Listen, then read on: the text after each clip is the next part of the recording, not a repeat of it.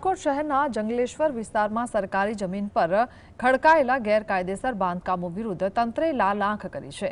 Rajkot corporation, police અને collector તંત્રના સંયુક્ત ઉપક્રમે ગેરકાયદેસર ઘરો અને બાંધકામોને નોટિસ આપવાની પ્રક્રિયા શરૂ કરવામાં આવી છે।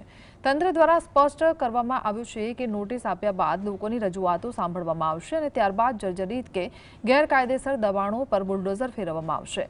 જંગલેશ્વર સંવેદનશીલ વિસ્તાર હોવાથી અને લઘુમતી કોમની વસ્તી વધુ હોવાના કારણે કોઈ અનિચ્છનીય ઘટના ન બને તે માટે પોલીસનો ચુસ્ત બંદોબસ્ત ગોઠવી દેવામાં આવ્યો છે।